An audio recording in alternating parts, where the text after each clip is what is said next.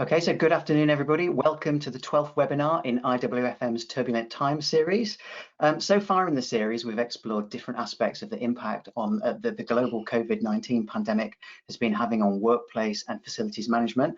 I'm Ian Ellison, co-founder of 3 Edges Workplace. Very quickly, because it sort of helps set the scene for today's panel discussion, I'm an operational facilities manager turned university teacher turned workplace consultant. And the way that 3 Edges positions workplace is it's sort of the intersection between people and organizational culture and technology and tools, the space and the spaces where work gets done. So we do research, education, consultancy, all essentially to help organizations make better decisions about their workplaces in a joined up way. And an awful lot of the client conversations right now are really about unlocking flexible and distributed working and the sort of the evidence that we need to inform the cultural awareness to enable this. So it's quite clear that this pandemic has turned our traditional working setups and home lives on their head. In many cases, workplace and FM professionals have led organizations' responses in the relocation to people's current workplace, their homes. So now, while the end of restrictions isn't quite in sight for the foreseeable future, countries across the world are loosening restriction in a fashion and a pace they hope will prevent a second outbreak. So now it's up to us professionals, once again, to enable organizations to move back into the workplace. So we've called this episode A New Normal, the remote working experiment, the power of a workplace strategy, and the FM opportunity. So lots to talk about there. And many of us have been thrust into the working from home experiment during the recent lockdown, but can we view this as a natural experiment? Has this been a true working from home experience, or do we have to think about some other stuff? So if we include the pressures of homeschooling, the lack of choice as to whether we work from home or not, and all the anxieties associated with the pandemic, what can we learn ready for less turbulent times? So in many ways, perhaps we can think of coronavirus as a flexible working catalyst. Even though we don't have as much choice in the matter as we're typically used to, is there huge potential for working from home if we get it right and start to think about the whole workplace experience of not just the workspace, but the culture, the well-being, the technological capability, so we can get a real key holistic workplace strategy. So is this really the perfect opportunity for FM to channel its heritage of expert workplace management and stretch beyond its sort of traditional corporate workspace responsibilities? You know, and arguably, and this is quite contentious, but if there's no progression in thinking and competence to embrace these flexible needs, could FM undermine its own opportunity to demonstrate its future value? So that was a bit of an opening, lots of thoughts thrown at you quickly, but you know, here we are. So I'm joined by 4 guests. We've got Rachel, Andrew, Mark, and Allison, who are all going to introduce themselves in a moment, each of them bringing a different perspective to workplace and our current topic. So I'm going to be really keen to explore with them some of the opportunities and the risks that arise as we navigate our way through to the other side of this crisis, and focus on the challenge to move back into our workplaces if indeed we need to. So before we get into the discussion, I'm going to invite each of my guests to introduce themselves, to talk for 2 or 3 minutes about their role and their connection to this key subject area. So Andrew, would you like to go first, please? Yeah, sure. Thanks, Ian. Hi, everyone. I'm Andrew Marston. I'm one of the founding directors of a company called Advanced Workplace Associates, which we formed in 1991, would you believe? And fundamentally, our business is about helping organizations to imagine what their future work and workplace arrangements could be in the future, and then help them to manage the transition to them. And in a lot of the fundamentals of our thinking and our business are around the idea of mobility. And I guess what we've been doing for a long time is helping organizations to unglue themselves and find a better way to do the stuff that they do. And the last sort of 14 weeks or so have been fascinating for me because, of course, almost instantly, the world has kind of transformed into a model of agile working, which is at the most extreme end of the spectrum that we could possibly imagine. And of course, some people are finding that very good, very helpful, and enjoying it. Some people are not. And to some degree, I think this sort of sets the scene for how things might well be after we all arrive at something called a sort of post-COVID new normal, post-normal, whatever it is. Because it seems to me that what we're trying to do is we're trying to balance a number of things. What do businesses need? What do individuals need? And how can we kind of find a happy harmonious position in the middle of all that? And of course, that's a little bit more complex than the traditional model of, we build buildings, we stick people in them, we manage the space. And it seems to me that that's, my standpoint is that the world is kind of heading in that direction. And I think this COVID-19 episode has really opened many senior people's eyes to a different model, which which means I don't think we will slip back to, well, I think some companies probably will slip back to a very old-fashioned model of the world, but I think most organizations and individuals will not. So for me, it's an exciting time. It's a time when we can take advantage of this moment, but it's a very interesting time for FM, because as I think, Ian, you were saying, my view is that FM needs to, and always has been, and IWFM have recognized it, transform to address a different model of the world and a different model of the workplace. And I think this is the time you either grab it and go with it, or you end up getting left behind. So on that note, I think I probably better shut up. Perfect. No, great opening. Thank you very much, Andrew. So Rachel, would you be kind enough to go next? Sure. Hi, everyone. So I might explain who Lendlease are first for those of you who don't know. We are an integrated property company with a bit more of a sweet spot in larger urban regeneration projects, so places where people live, work and play. I'm in London, so those of you here might know Elephant Park or IQL on the old Olympic site in Stratford, wedged between UCL East Campus, East Bank, Hackney Wick, here East and Westfield. I'm in the Workplace Futures team, and we're always thinking about how people will work in the future and how places can help them to thrive there. So I've been watching this super extraordinary time where I feel like, we're all in this together, but we're each having this really unique individual experience. And speaking to the group before this, there's lots of data emerging now that will help us to unlock and understand what that actually means. And I'm sure Allison after this will talk a bit more about that. But maybe I'll share a few themes that I'm seeing unfold, because as the way people work really impact the way that facilities need to respond to that. And so I think firstly, this is only really accelerated change. So building resistance for people, but also the ability to flex spaces and quickly adapt to that is really important. I think it's made us all a lot more aware of how we want to work and what works for us. So safety and well-being being at the forefront of that, but also having choice and control over how and where we work. I think, like Andrew said, this is really accelerating a lot of shifts that were already happening. My first job, sort of 10 years ago, was in Australia, helping to deliver an activity-based working strategy. So since then, we're seeing that activity-based working has evolved a lot, and we're seeing how people are starting to move beyond the boundaries of their workplace. So maybe this is the shift between activity-based workplace to activity-based places or cities. Maybe distributed working will become more common. Maybe this will impact the way we design residential buildings to help us work from home better. I know our co-working spaces are a key part of our build to rent business now in Elephant Park. But the really big thing for me is that I think workplace will continue to have a really important role in building a sense of belonging. People need people, and workplace will help to connect that, help to create shared communities and a shared purpose between them. So the key thing that I've been thinking about and what we should consider for the future of workplaces is how these places contribute to resilience and well-being and helping people feel safe. So for me, this includes sort of providing safe and healthy buildings, but also considering how the spaces beyond that, how the amenities surrounding it can help us to flex and quickly adapt, supporting people to kind of calm down if they need. these things could include parks. We've seen sort of a lot more active lobbies, outdoor workspaces, and how we're leveraging retail to support the way that we work.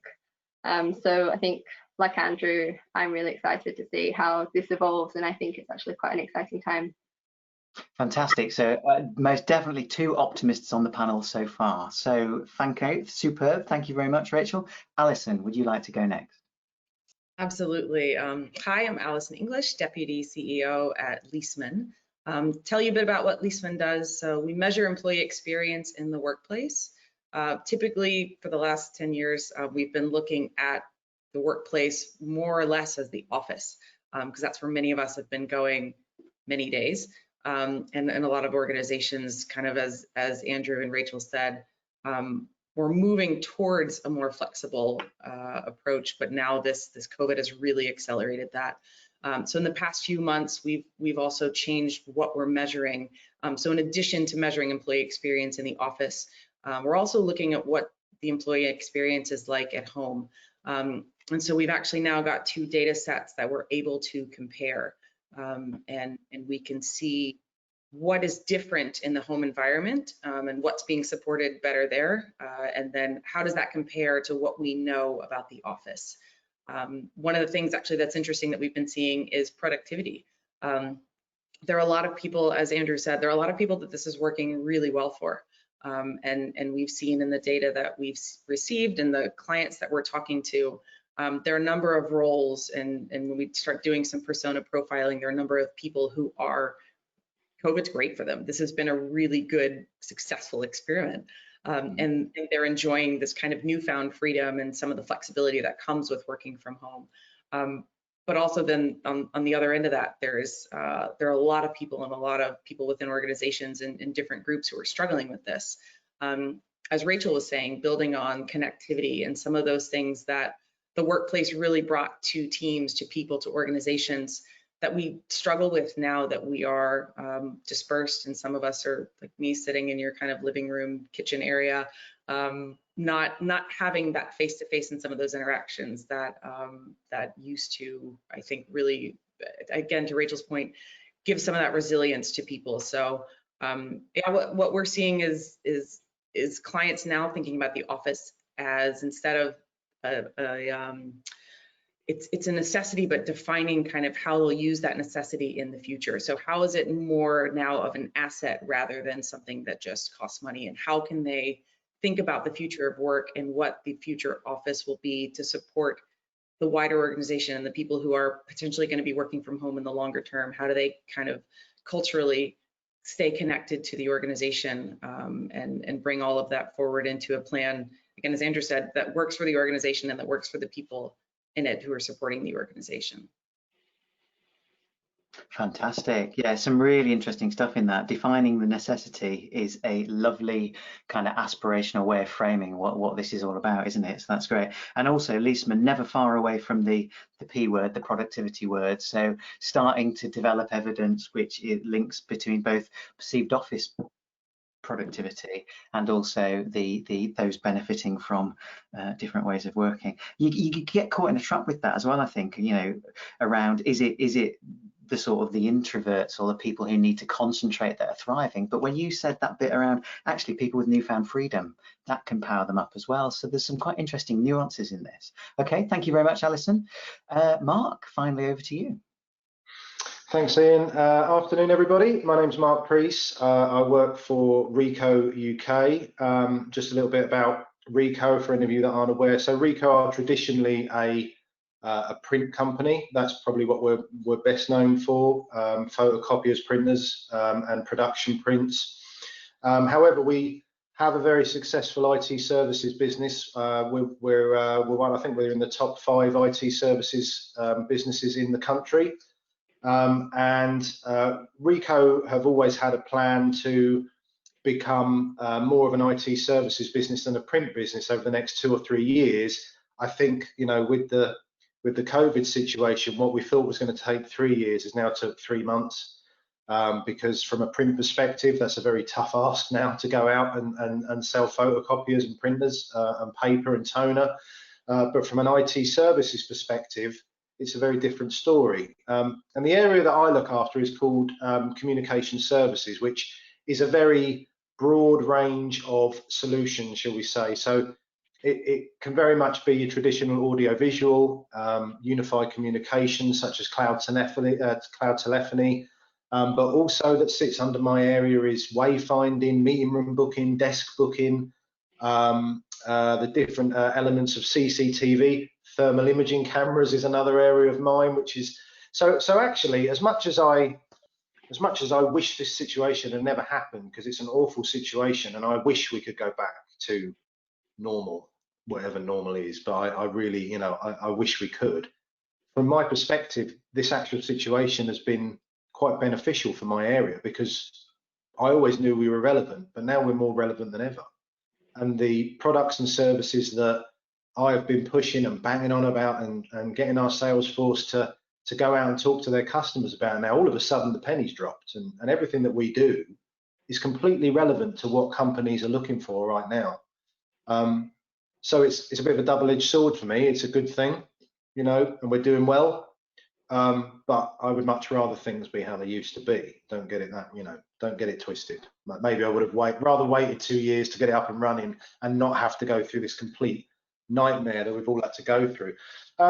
In terms of my experiences around this with companies, obviously you know, some of the technology that I've just mentioned there is relevant, and you know, a lot of companies are looking at what they can do, and some are aware of it but have never really been prompted to go ahead and start looking at it. Others have just never been open to talking about it. So you know, my opinion on how companies are working, something that Andrew said, you know, there's a lot of senior managers, ours included, our board members, that all of a sudden have realized, hang on a minute, I don't need to be in London at 6 o'clock in the morning just because it's 6 o'clock in the morning. I can have a few calls at home and then maybe go and have a meeting face to face with somebody once everything comes back. But the sort of days of having to be in an office just for the sake of being in an office, I don't think are going to continue. I think workplaces will remain. You know, you can't take away face-to-face contact. You know, as much as I'm very, very used to working from home because of the nature of what we do, even I struggle. It's easy to work at home when everybody else isn't working at home, because you get time in between your calls to do what you're doing. When everybody works at home and Microsoft Teams tells everybody that you're on a call or you're available or you're not, you know, then you sit there and you think, hang on a minute, I've been sitting here since 7 o'clock this morning and we were just talking before the webinar started. You know, sometimes you get to 4 or 5 o'clock and realize you haven't even had a glass of water because you haven't, and I'm working in the kitchen, you know, the tap's right there. So, you know, I think workplaces will remain, although I think there'll be a very different place.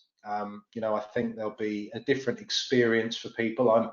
I'm hoping that you know, senior management of these different companies, and everybody will have different types of senior management, but I'm hoping that the main thing that can come out of this situation is that people are trusted to have the freedom to work the way they want to do.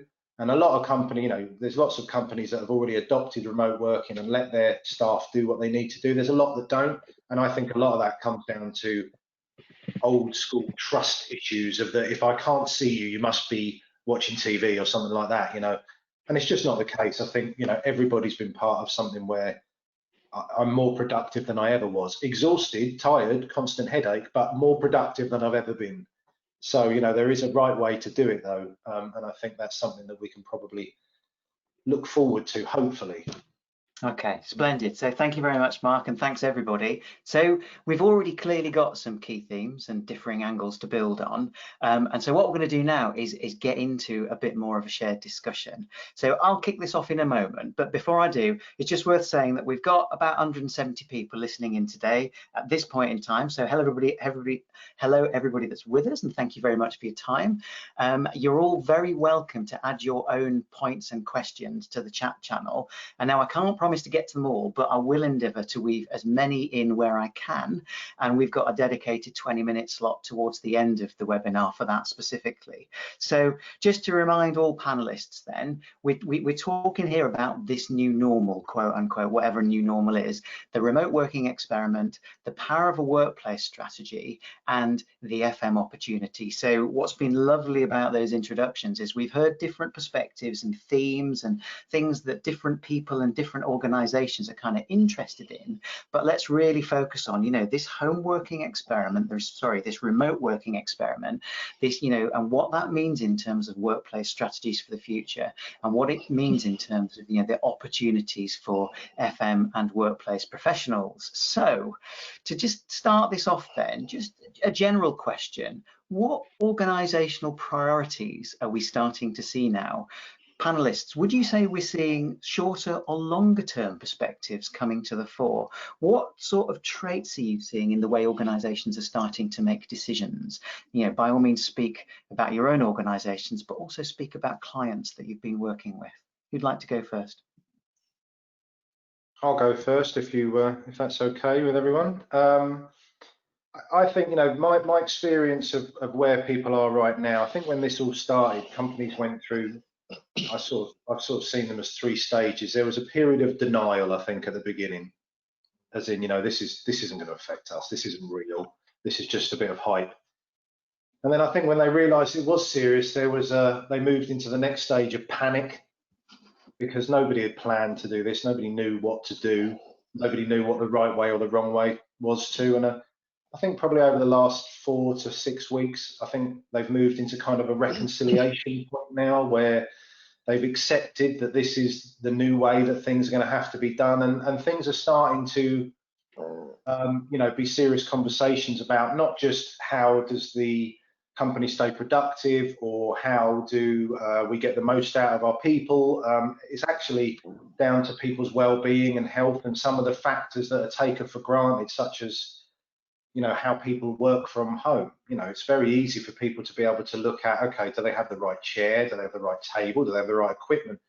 When someone's at home, how do they possibly know what sort of equipment? Is that person sitting at a desk for, you know, 10 hours a day that is right for the environment that they need to be looking at? And a lot of companies will have to start looking at, how do we assess that? You know, some of the things that we've been looking into doing is, we've got a couple of partners that make furniture for offices. They're starting to look at how they make furniture for home working, which is, you know, around connection for Wi-Fi, you know, HDMI connections, different things like that we all take for granted in the office, but we don't have when we're at home. And I'm certainly finding that companies are starting to look at things a bit more philosophically. There you go, I've got all that out in one go. And a little bit more real about what they're doing, in my experience, from a technical perspective anyway. So Okay, so on their sort of notion of understanding exactly how or why people are working at home, maybe Allison, what can Leisman tell us in terms of what you're actually seeing? Maybe not all the pictures, because I know you want to unfold this in your own way, but what sort of key things are important that we should be thinking about? I think what we've seen relates a lot to what Mark was saying. What we've seen is the setup people have at home really impacts how they're experiencing that. So, for instance, people who don't have a dedicated place to work. So, like me, for instance, I'm sitting in kind of our living room kitchen area. My husband's, I think, in the hallway or in the bedroom feeding our 10-month-old. And we're kind of juggling throughout the day to find an appropriate space depending on what we have to do. So people like me definitely have the lowest score so far from the data that we're seeing. And those we know who have a dedicated space or in their own private office at home are having the best experience. I think not at all surprising. But again, it's different. And what we're seeing is clients started kind of measuring what was happening in the crisis management phase. A lot of them were looking for business continuity. So how have we changed, or what has changed, or how well have we adapted to this situation? Some clients who were really tech savvy before had a pretty easy transition, but I know people who didn't have laptops and then all of a sudden were told to go work from home. It's really difficult if you don't have the tech and the equipment kind of to support that. So a lot of what we're seeing and hearing from clients now is it's not head down focusing on the immediate. They're starting to be able to pick their heads up and focus on what is the short-term and long-term strategy? What does the recovery look like? How do we continue to support people who want to work from home and who are going to work from home? And then again, how do we figure out what the future office looks like to be able to meet business objectives and support people who are maybe now who used to come in 5 days a week, maybe now they're going to come in 2 days a week. So how do they build infrastructure and the right support there to help those people and make sure that the people working from home from work-life balance, we know that's an area of concern based on the survey data. So how do you keep people, again, I think in some of the mental health arena, how do you make sure everyone is supported regardless of where they're working? Okay, thank you very much. Perfect. Andrew or Rachel, any thoughts, any comments? I just think on that as well, I think we're starting to realize with well-being that having a place that we can control and provide that for people is also really important. So while I mean, most organizations that I've spoken to have kind of made a line in the sand to say they'll probably not go back before September, there is a bit more of a driver I've seen in the past few weeks to actually kind of open up safely as soon as they can to give that support to people who don't have it within their homes. But then from a longer term perspective, I heard us saying the other day, like, we don't want to waste a crisis. So at the same time as trying to put things in place that can support the way we're working now, for people who can't either be productive at home or aren't having a great experience, to provide whether it's safety or a place for them to be able to be productive is important, but also like what do we need to look for in the future and bring that into, so we're not wasting this opportunity. Okay, cool. Thank you very much. Andrew? I think from our standpoint, the priorities we're seeing vary enormously at the moment, depending on who you are and what you're about. We have we've been approached by a number of clients that we're working with at the moment where they've basically said, look, we've got a lease expiring in the next 18 months. We'd like you to, this home working thing seems to be working okay. We'd like you to work with us quite quickly to work out what our end game looks like in terms of the workplace and both the size, the number, and whatever of workplaces and the ways of working. And so, those are organizations that got opportunity to take advantage of it. We've got other organizations who everybody's at home, and what we're hearing is, some of those companies want to keep them at home for quite a long time, not necessarily because it's a good idea from a health standpoint, which clearly it is, but also because it's actually saving them a ton of money in a time when things are going to get a bit awkward over the next 18 months to 2 years. So the priorities are really varied, but I think most people want to get this balance, and balance I talked about before. But the problem is that balance is different for each company, and so you can't simply take a one-size-fits-all kind of approach. You've got to sort of look at it from lots of different ends of the telescope. But fascinating moment, and for somebody who's been in this kind of area for a large number of years, it's kind of accelerated the whole thing.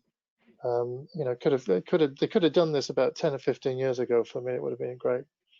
Yeah, well, of course. It's interesting, isn't it? Because that sort of begs, there's a question in the background here, which is, are we seeing, it's kind of clear, and I would frame it that COVID-19 has become a catalyst for us. Whether we seek to realize that or not, or use it, is different, but it's clearly a catalyst.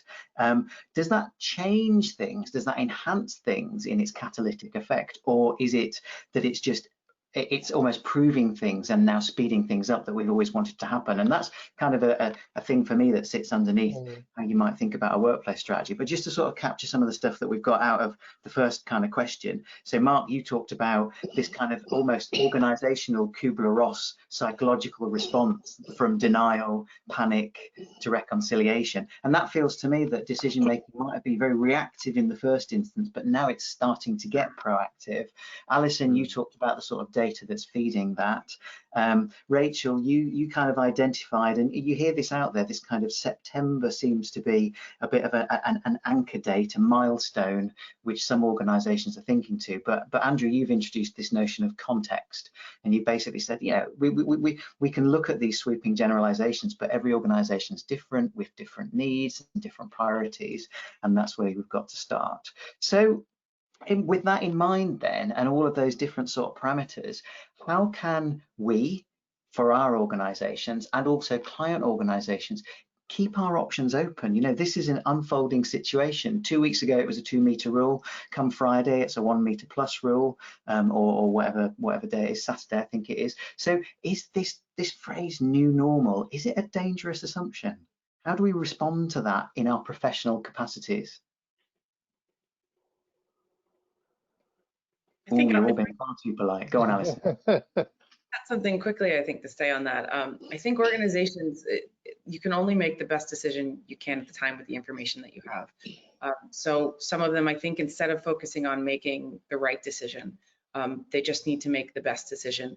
And I heard on a call the other day with a client, you know, no one really wants to be first at the moment in case things go wrong, but it's kind of it's a race not to be last. Which I think is an interesting perspective because of the risk involved if you are first and you're wrong. But again, I think the focus just has to be on the best decision, and as Andrew said, the best decision for that organization. There's not a right thing for everybody, and no one even knows what the right thing today is because of all the information that's changing. So just focus on the best. Okay, cool, thank you. That gets me thinking about how to create an organic and unfolding workplace strategy, or the capacity for that, as opposed to we need the solution, we need to nail it now, and then we need very urgent thing. Go on, Andrew. Well, I think that's entirely right. I mean, I think there are certain things that have been trained for a long time. I mean, you know, technology is now at a point where it allows us to do things in a way that we never could in the past. And it will continue to, that will be a continuing trend. There's no argument about that. We know from the studies that we do with clients that, you know, something like 2 or 3% typically want to work at home all the time. But, you know, we've known for years, you know, 50 or 60% of the population would, given the chance, work in a much more flexible pattern. The thing that's held that back has been the attitude of senior leaders. Who have been very uncomfortable about it, and the trust issue that we were talking about before comes to the fore too, and I think that is dissipating. So I think whilst there are some short-term-ish things that companies are going to need to worry about, clearly, the longer-term question is a more important one. And I think this catalyst has actually taught people that there are things that they thought possibly in the past couldn't be delivered on, you couldn't achieve, that actually were wrong, and I think this is the great moment, and I think this is why I think we need to grasp it. And I think some of these clients I was talking about before have asked us to do this quite quickly because they're fearful that if we don't get it done quickly, people will slip back into old models of working, and we'll lose the opportunity. That's kind of thing where we're at. Yeah, I think there's a really interesting thing here about the power of habit. You know, sort of, we've talked about the psychological effect for organizations of this situation, and there's clear psychological individual effects. But, you know, I've been thinking an awful lot about, you know, individual habits. When we were told we could only do one piece of exercise a day in April, I was out every single day doing something. Am I still out every single day? Well, not so much. And it takes a long time for habits to stick, and it takes even longer for organizational habits to stick. So there is a wonderful opportunity, but I like you, Andrew, share these thoughts about, you know, as the energy dissipates, as things stabilize, do we actually miss something here. So on that, let's move to this next idea, and let's combine a couple of questions and just talk generally about them. I'm really interested about risks and opportunities for FM as a profession in this moment that we've identified. So what does the panel, and maybe Rachel and Mark, if you jump in first, since you didn't answer the last question. It's not you, it's me. I didn't give you a chance. I mean, opportunities from an FM perspective. So I always look at it from the other side of the fence. So I speak to a lot of facilities managers about what's going on in their business, and sort of combining this question and the other one as well is that over the years, you know, I've always had a bit of a response of like, well, we know what we're doing, you know, we'll tell you what we want to do, and you just, you know, we'll call you when we need you. Nowadays, I get, please help us. What should we do? We don't know what's possible. Please take us through everything, you know. And that's been something that is, you know, music to my ears. That's why I've been wanting to be asked for years. You know, please, I'll tell you about everything that we can do. But now, you know, and some of that is because people genuinely don't know what to do. But I think others have had to look at it from a much more open-minded perspective, because there is a lot of technology and there is a lot of solutions out there that can make a workplace and an FM's job much easier than what it probably used to be anyway. It's just, as we've said, you know, I think the COVID thing it's a catalyst for change that, from my perspective, I've always wanted it to come, you know. I just wish it had come in another way. But the changes that we're seeing are things which have always been possible to do. It's just a case of opening up the conversation to do it. You know, and I think FMs have got an opportunity here to be able to leverage a situation with stakeholders for investment in the workplace, so that actually they can start modernizing their workplace with the different technologies that are out there. I would just say to anybody on the call that's listening and finding themselves in a position where maybe they're unfamiliar or they're uncomfortable, just ask. There's so many people out there that know more than I do, that know more than you do, know more than we do. There's experts in different areas in all different parts of businesses, and now's the time to start asking for help rather than trying to figure it out for yourself and then just put a PO in for something. The sort of pooling of knowledge, but also recognizing that perhaps unlearning and learning new stuff is part of what we need to do in this emergent situation. Rachel, risks and opportunity thoughts from you? Well, I'm just thinking of the risks off the back of that kind of opportunity, because this is as much of an economic crisis as it is a sort of health crisis, and we don't really know what the answer will be.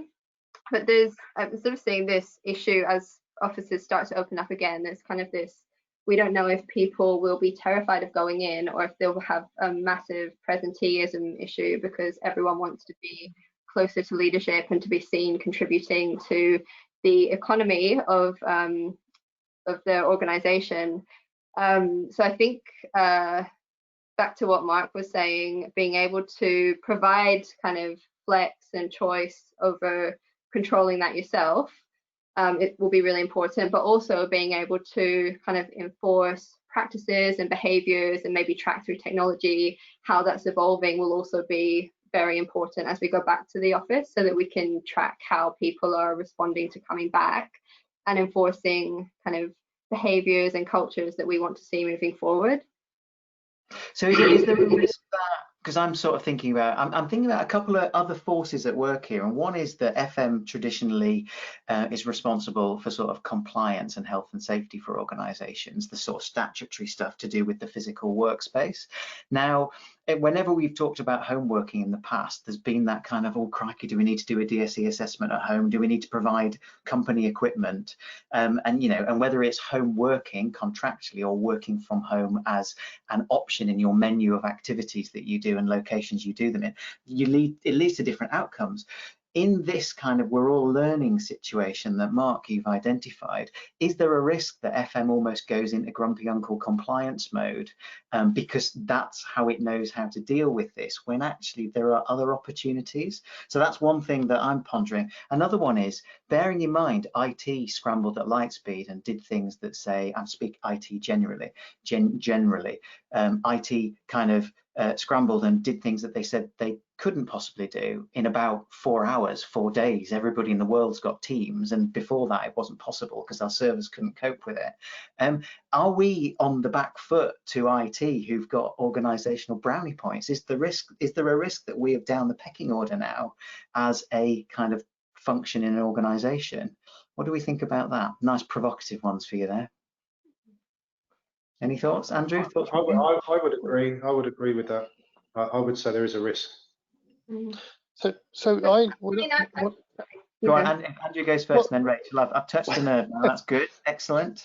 Well, the thing is, I mean, it seems to me, I mean, you know, and this is kind of, you've probably heard me say this before, but I mean, I think the workplace is wherever people work. And right now, and for me, it's the totality of the experience. So, you know, right now, FM is managing the facility. It's not clear to me who's managing the many different physical environments that people are working from right now, or even paying much attention to their safety. So there's a component there, but I don't think it's just about physical safety. I think it's also about mental safety, psychological safety, and the totality of that experience. And what I fear at the moment is that there are too many different parties playing. So we've got human resources are doing some stuff. IT have done a great job. I think I agree with you. Universally, they've moved up at great speed. But FM seem to still be kind of stuck with the building. And I'd like to see, as many of you may have heard me say before, that the evolution needs to be towards managing the totality of the workplace wherever it is. And I think that's the great opportunity, and to position yourselves in that kind of way. But it requires a bit of further upskilling and, you know, a better story, really. The risk is, and I think you hit the nail before, Ian, is that, you know, the other parties who are competing for this prize, you know, get there, and they become the de facto people who are managing the overall. And I think that's the risk. So, you know, it's there for the taking if you want it, I think. While you were speaking there, Andrew, it's fascinating because, you know, when I said IT before, I was thinking about organizational IT departments or suppliers mobilizing products on behalf of organizations. Whilst you were talking, I kind of then started thinking about, you know, think about what this situation has done for organizations like Microsoft. I choose them because of the ubiquity of Teams, not just because of the fact that we are now using a platform which makes Microsoft more money. The amount of data that Microsoft were scraping but can now scrape as well from this situation because of the more ubiquitous use of these things. It's like a flywheel that spins up and allows powerful technology companies to, in some respects, even become more powerful. And the more that happens, how do we find that balance when we represent, you know, yes, we work in virtual ways, but we also have a human need to work in physical ways. And how do you square that circle? Before we move on and introduce some questions from the listeners today, any sort of closing thoughts for anybody from those initial questions? Or shall I get into some questioning? Okay, these ones are coming at you cold then. I think we're going to start with Mike, actually. So Allison raised a point about people who don't have a dedicated work area in their home. Is there an argument for companies needing to become far comfier with staff using local co-working spaces in their towns and villages, not just large city spaces? So open to everybody, but Allison, since you said the thing, should we start with you? I'd say yes. I mean, again, every organization is different and different things will work for different people in different organizations. But it seems so binary to say you can either work from home or you can come work in our office. And it goes back to that whole trust discussion. If you trust an employee to work remotely and they feel most comfortable working from home, then that should be fine. But if a better environment for them, you know, if they're an hour or two commute or something and there's a co-working space 5 minutes down the road that they can go and have an environment that supports what they need to do better, then I would say absolutely. I think that freedom of choice is something that, while we don't all have the choice to work from home now, a lot of people who didn't have any opportunity to work from home at all before now are experiencing that. So I think employers are going to be hard pressed to wrestle that back and say, okay, now you can only come into the office or you can only work from home. So I think organizations need to keep their minds open to the situation and the scenario that works best for the different people in that organization doing the work. I think it's an interesting thing here, and I certainly can think of one client organization that I know has been wrestling with this.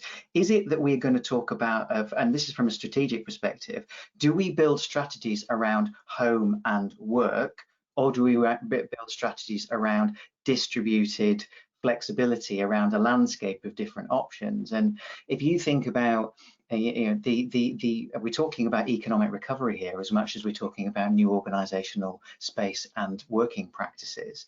And if we think about the impact of this on economies, both regionally, locally, nationally, co-working opportunities and the ripple effect of breathing life into local communities may have a profound role to play in all of this. And so if your company policy says we'll accept homework or get yourself back in the office, but we don't feel comfortable with you being anywhere else, to some degree that potentially undermines it, doesn't it? Any thoughts, anybody else on this one? I think one of the benefits of this has been getting to know our local communities and getting to know neighbours better. So that should definitely be on the cards. It has been great being able to go to the local coffee shop and continue to kind of contribute to that network. Yeah. There's a wonderful. Sorry, Andrew, go on. Well, I think there's a. I mean, I think this is what we're seeing is part of a sort of an ongoing trend, really, where in many organisations the employer the employee is becoming more powerful in determining what the deal is. And I think the idea of now I think the idea that everybody gets up in the middle of the night, trundles into London, does a bunch of stuff they could have done at home and then goes home again is becoming increasingly crazy. And so I think employers are going to have to, if they're smart employers, are going to have to start thinking about what do people really want and need, and then start to organize their workplace strategies around that. And I think back to what I said before, that's going to be different depending on the nature of your work. For us, I mean, it's perfectly reasonable for somebody in a particular role to go to a co-working space and sit down and do something. But if you're doing a role which has got particularly sensitive information that you simply wouldn't want another competitor organization, somebody from that organization sitting next to you, you might think about that in a very different way. So I think that's, for me, that's where it goes, really. It's interesting, is this, because you used the word powerful there. You said employees are becoming more powerful. Now, in a traditional organizational perspective, for some leadership teams, that's scary, right? Because we want empowered employees because that's the right thing to do, but we certainly don't want powerful employees. That sounds dangerous. But the sorts of decisions, the sorts of thinking, autonomous thinking that you would need your employees to be able to do when they're thinking about stuff like, if working in a co-working space jeopardizes company information, well, perhaps I shouldn't be going in today because it's the wrong thing to do there. But on another day with another task, it might be absolutely fine. It's interesting, isn't it? Because it's a different dynamic and interrelationship between employers and employees. Yeah, so what else was I going to ask? So something you said a while ago, Rachel, you were sort of alluding in your opening statements to sort of the changing nature of homes and play as much as the changing nature of work. And this actually links in, and Allison, this links to you about thinking about the future of offices, that phrase you said around defining the necessity when it comes to our future corporate workspaces. So Linda's asked a question here, which kind of brings this all together. Does house building need to change to incorporate the essence of home working in future builds? And you can take that where you want, because actually it shows the ripple effect of this, that when you start changing one thing because of this catalyst, there's something else going on as well. So does home building need to change to incorporate different working practices? I think the same as workplace, the demand will sort of generate how we build things in the future. I think if we see more people kind of moving outside of London to be somewhere bigger or near green places, then that will start to change the way that we look for places kind of within London as well. That's, while you were asking that question, it got me thinking about sort of the when I think of the future of workplace strategies, I always think about how like university students work today, and it kind of links back to Andrew's note on kind of powerful employees. I think that power also comes down to people choosing where to work, which is also really important. With kind of a change in the way that students are learning just now, so going into to kind of be tutored or meet with people and kind of connect and collaborate, and then kind of taking in deep knowledge work at home, or because a lot of it's shared, going to local places close by, we should start to look at those patterns and build it in. And I think that very much comes back to workplace, in the sense that we should be thinking about not just how homes are changing, but how we support employees in kind of helping to find homes that suit them. That's a lovely parallel, actually, because it's interesting because universities often, when they're thinking about their spaces, look at what schools are doing, because they're going to be their future students, and you're saying let's look at students for the future of employees. So yeah, you can learn a lot by thinking like that. Okay, any other thoughts, folks, about the changing nature of homes? I mean, Alison, this feeds into your data, doesn't it, around if you have a dedicated office, then, you know, this might be a wonderful experience for you. It might be, it might not be, depending. If you're Mark and you've got a permanent headache because you're spending 14 hours a day on Zoom, well, that's different.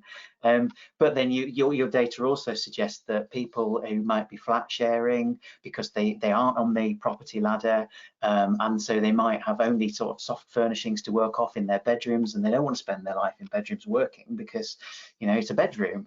What implications do you think you've got there for the future of homes? Well, I think it's making some people consider where they live or reconsider where they live. So not necessarily having buildings or homes change, but if you don't own a home, then thinking about where you live. Because again, I'm a 10-minute walk from our office, and that was done by design, because I was going into the office regularly. I love not having a commute. It was incredibly convenient. It's useless at the moment. So that's having us kind of reconsider, does it make sense for us to be in central London? Or, you know, now in the future, would we prefer to be, as Rachel was saying, somewhere maybe a bit further out, where we could have something bigger and more access to green space? And I know I'm not the only person considering that. We've actually got friends who've already moved out of London because they're going, well, now they're just working remotely. They've moved to Bristol. Already? Wow. Absolutely. Yeah, they broke their lease and got out, I think, 6 weeks into lockdown. So I think a lot of people are rethinking how work fits into their life. Again, rather than that whole kind of everyone's commuting in, hub and spoke kind of, it's all based in the center. It's everyone, work and life have become much more integrated. And so I think people are now planning life more around kind of that bigger picture going forward. So yeah, I would agree with that. I think there are, I mean, you know, I've always felt this way. There's so many virtues around this whole thing. You know, organizations can recruit from areas that they couldn't recruit from before. For instance, people can go and work in places that they want to work and still be connected to a large organization and a reasonable income. I mean, you know, when I was younger, the only way you could really develop your career, I grew up in the north in Manchester, was to move south. I mean, and so the South becomes a magnet for, you know, for all of the people who aspire to develop their career. Why should that be the case? I mean, it's crazy and nonsense. So, and then of course there's a carbon agenda associated with this as well. You know, I mean, that's something else I think we need to be like. So I think, you know, it's thinking about the totality of that ecosystem, I think, is the essence of this, really. And I think the home does play and will continue to play a much bigger part in the overall workplace strategy thinking for organizations and individuals. Okay, fantastic. Right, I've got half an eye on the clock here. I've got half an hour all over the screen actually, because there's about a million boxes all telling me to do different things. However, with about 7 minutes left, and I am going to invite every panelist to just kind of a quick 30-second couple of closing observations, recommendations, maybe a resource that they would recommend that people go and have a look at if they want to learn more, if you've got one, that kind of idea. But one killer question before we go there, and you know, it kind of, when I read this, my eyebrows kind of went up, because I thought, oh, this is a great one, and it's from Paul. Because all of this hypothetical sort of what if discussion is all good and well, but let's get proper real about this. Do any of the panelists have tips for influencing CEOs who are reticent about introducing flexible working, particularly within the public sector? So this is where it gets real, people. This is where we earn our money. What do we think about that sort of one? So do any of the panelists have tips for influencing CEOs who are reticent about introducing flexible working, even now, despite the coronavirus catalyst? I can think of a couple of tips. Was it Paul that you said asked the question? Yeah. So Paul, at the minute, I think everybody's got an opportunity to probably influence senior people within their business like we've never have before, because as much as, you know, if the Prime Minister doesn't quite know what he's doing, then our CEOs don't necessarily have all the answers either. Okay, from a flexible working point of view, I think what your CEO or the people that you're talking about, and this will go for everybody, is making them understand the art of the possible and how that affects the people that work for them, because the technology is out there now to make flexible working easy. You know, the situation that we're in is not a nice situation, but as we've said a few times on now, it's a catalyst for change, because the technology has always been there. It's just never been adopted in this way, in this volume.